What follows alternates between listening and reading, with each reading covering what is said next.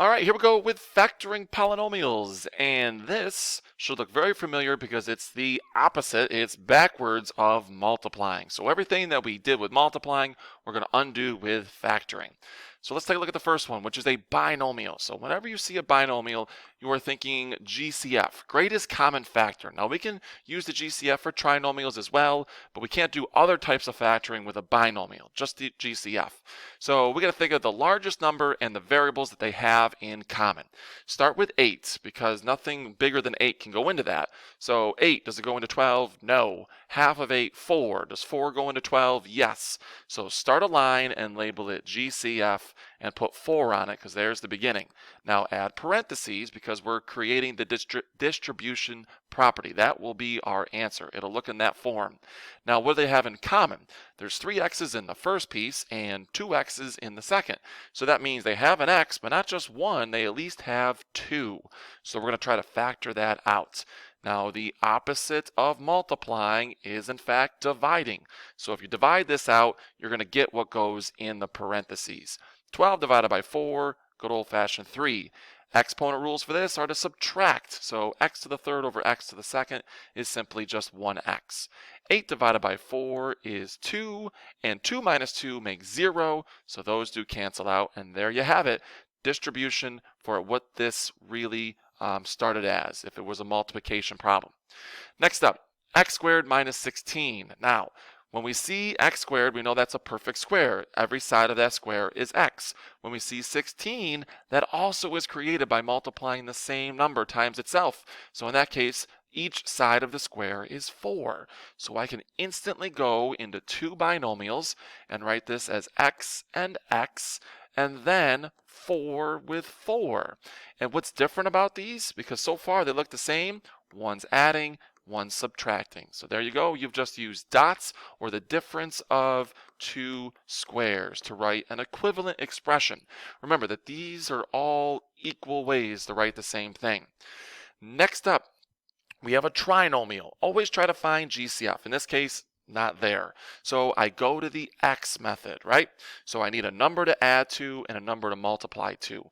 That number that we add to is always in the middle because if it's in standard form, that's the piece that we add, and the number that doesn't have a variable is the number that we multiply to. Always include the sign in front when we're trying to think about this. So I got -4 to add, and we got to multiply to 12. Now what am I talking about? I'm talking about a list of factors. So if we multiply to 12, ways to do that would be 1 and 12, 2 times 6, 3 times 4, 4 times 3. I'm repeating myself, so I must have completed the whole list.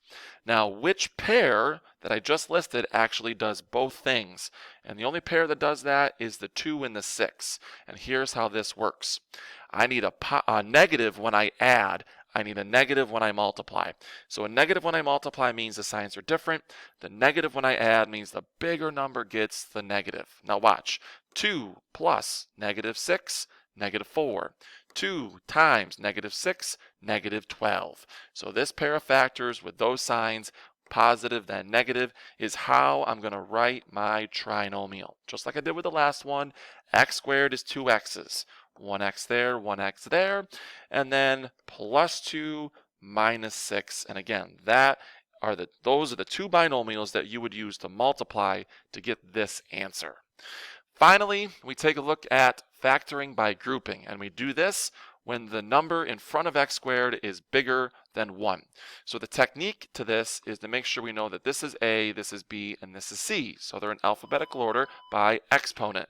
The A and the C term. So 3 times 8. Now that is a -8, so that makes -24. I want to go through here and make a factor list of 24. So 1 and 24, 2 and 12, 3 times 8, 4 times 6, no 5, 6 times 4, you're repeating yourself.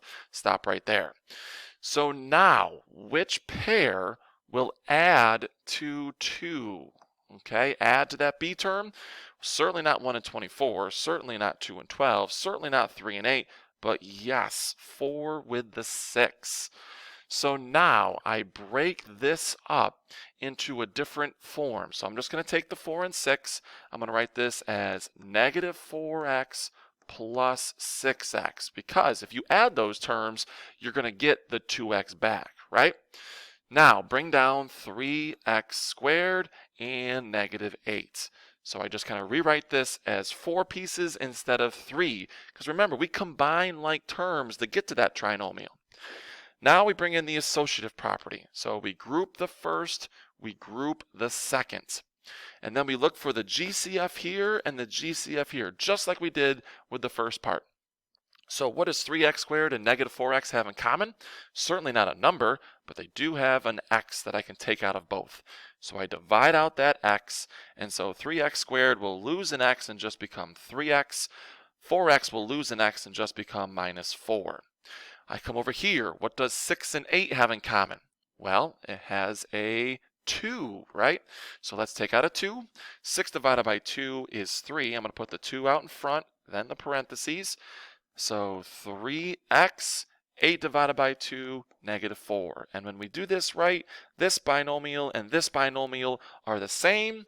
So I can put the x plus 2 back together, and then the 3x minus 4. And remember, we just had this, right? We multiplied these two. I took this piece and multiplied it by that. I took this piece and I multiplied it by that. And again, factoring is just the opposite of multiplying polynomials. All right, use that information to answer the quiz questions, and good luck.